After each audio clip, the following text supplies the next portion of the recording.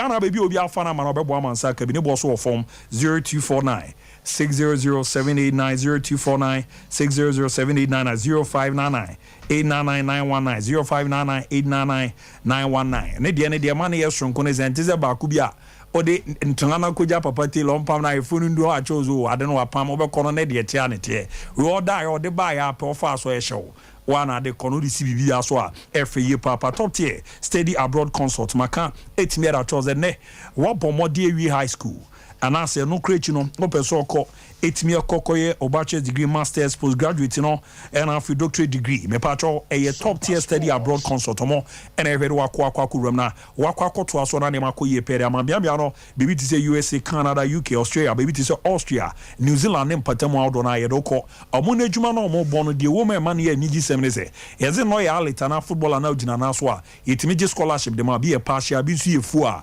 ebekọ de amantu kwa usu ade ni nyina no na talent no so no yina di na aboa amanema de di pere ama sat no omo chenko form omo twa na afi nurses no graduate and undergraduate student no so no omo bo ama IELTS no any TOEFL no yetimi chi amanema koyi kama pa e de mamon ko for child one omo a omo onim de omo tututu kwan ya de onye kra no beze mfie dun otwe nti o che wade ni nyina no na osa che okwan abefa so a obetintimu amano ne na wani nkokọ kai fie na waeze meba fie bia anti ramu na top tier stadium abroad consult Ghana ne omo ni nkomo ne mfa nko enkonko ramu na bibia enko yi kama so na mfa ma crap omo a Madina Royal Circle or CCA Grand Plaza building no omo ne Madina Polyclinic no ene di ni wen crime number ni 0203 592008 0203 592008 na Kumasi omo ba makum traffic light no anaze omo makum traffic light no omo Eben Bank of Africa also number ni 0260 411-847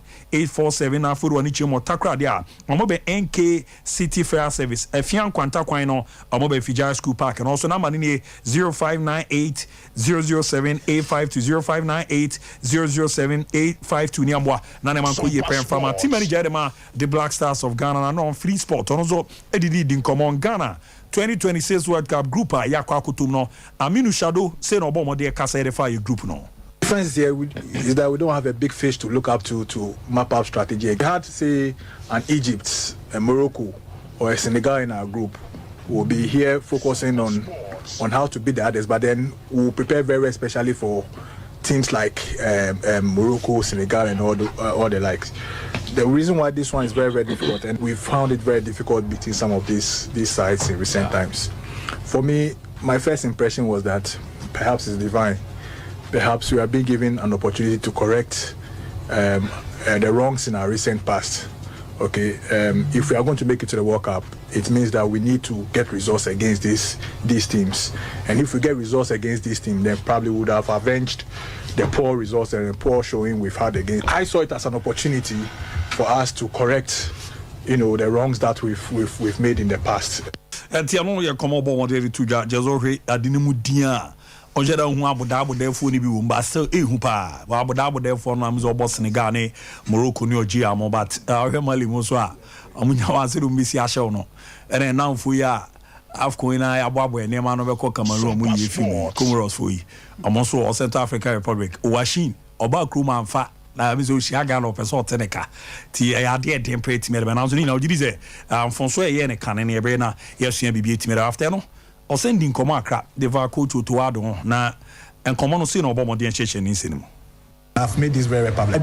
I believe that we would have been better off with Otoado continuing because he made mistakes at the World Cup. He has never been at that level before.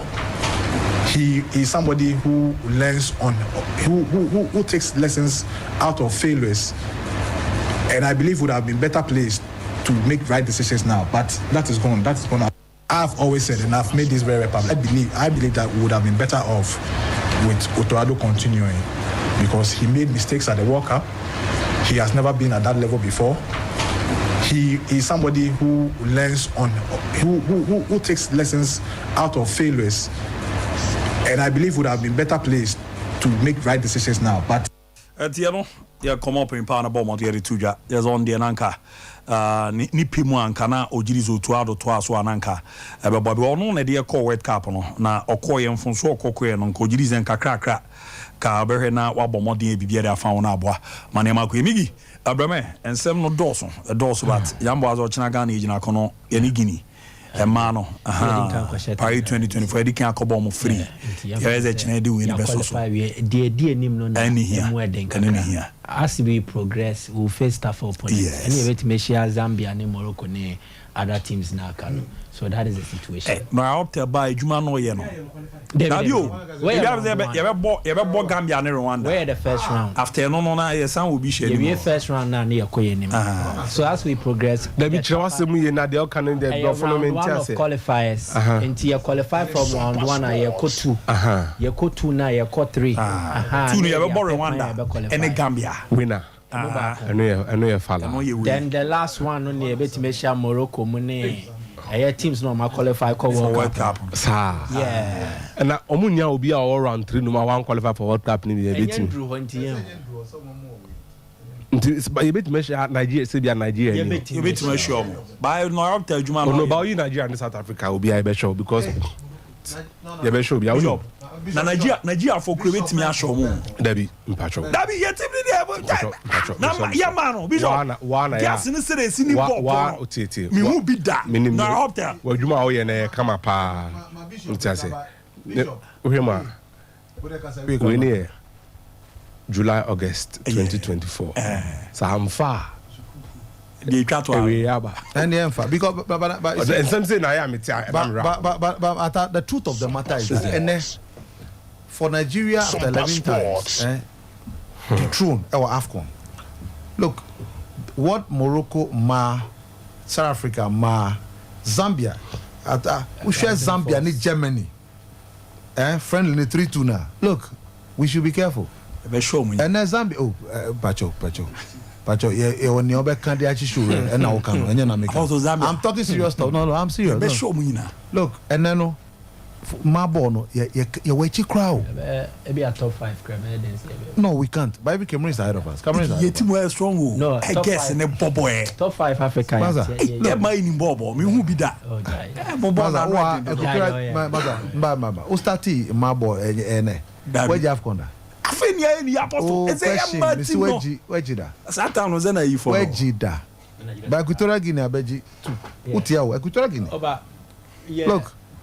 Ebia ya sha se kakra will get. Because abesesa niam o.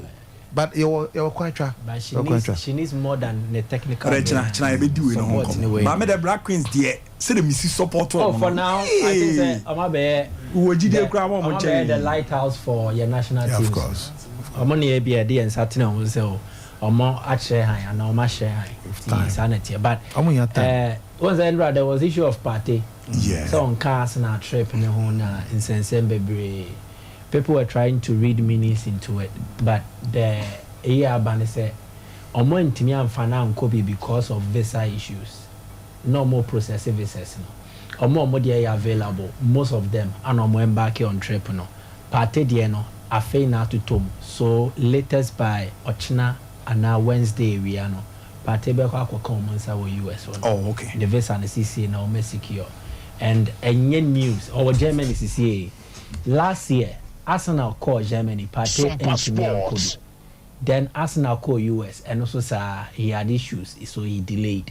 So and yet the first time Arsenal embarked on a trip apart to me and Kobe. Until the reading of meanings ne other way it is not exactly as it is. The context is that travel documents na nenya krado. Entina went me into coin. Oh, as no be any baby free until untumi nkyerɛ deɛ de yi bɛma no ɛna US no ente sɛ ebia yɛyɛ the trust and then the money na Arsenal the players abɛntini do you ever win na David they will process every document player bia deɛ ɛbɛhwɛm yɛngya wo saa sɛ tra oni Arsenal abɛnti bra David so they denied him a visa. Exactly. Nti ya nhwe ne trasa o omo nyina ba Arsenal obo Premier League nti ene ebra David they will scrutinize every document nti enye trasa. So now the good news is bibia to tom nti enhwe na obo di Dramani list. You see, I want to understand the rationale behind it. Nti my main suggestion and let me surmise perhaps the intention once a year season. Yeah.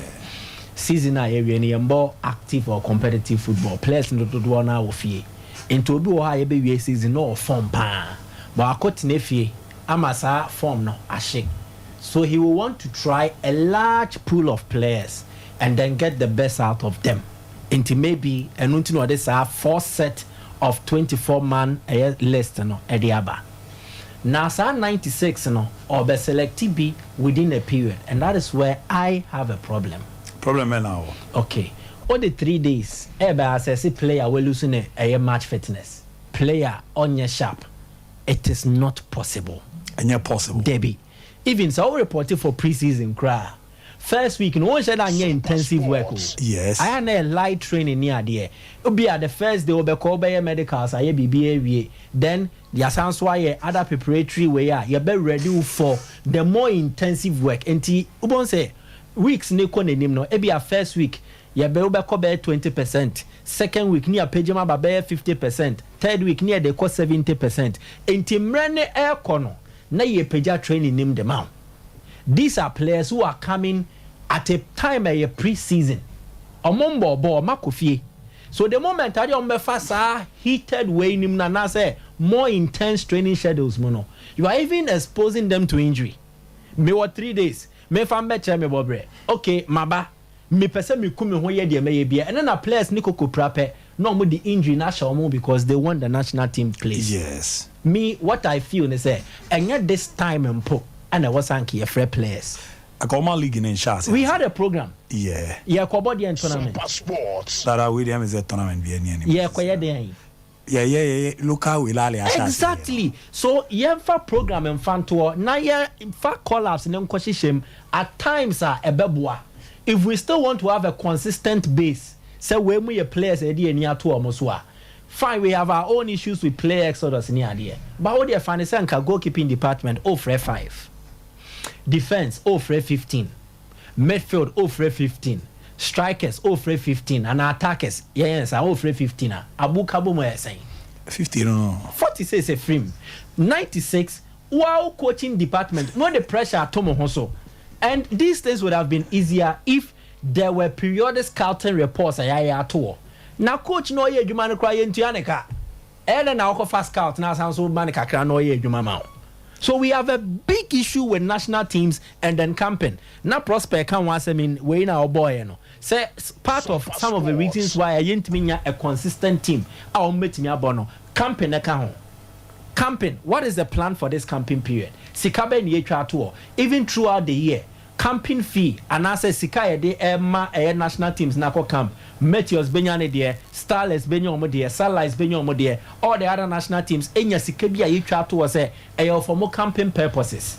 It allows the coaches to also get enough time, select players and then groom them. Now 96 we aba ebia me doubt that you see yebo season am will form part the mathematics. Me ko fie mabre majojo me ho so I had little time to train. Me about 3 days no me deliver. What does it mean? Why you mean films about no meaning Bopa? I think Odi Ramani could have done better. Honestly. Bishop, at 24 no so about. Mabedru. Oh, maba. I'm on by 2 days. Na mean to go via Zunkano. Oh, maba. Na you may some friend and I have a idea. I'm baby 2 days. I'm not crying. Jomo Kwama.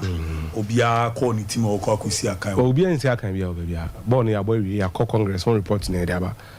Today we naka. Okojo no assembly ni o minim assembly ni ho a mo ko ka assembly what I say. Debbie we knew assembly no anya betre because yes you any abre so what I say and I so make come trust. I as about to power it ba. Assembly tintin tetenya ne say no so yes you kan dey actual street say ohwemu a obekochu Barcelona. Why? You know? Why? Patrol, Mr. Why never go to Barcelona? Why didn't you? Aye. Pep Guardiola. Samobodu. What? Ever go to Barcelona? Massa. Now, take this. And Obanum. Person can say, "If you buy money,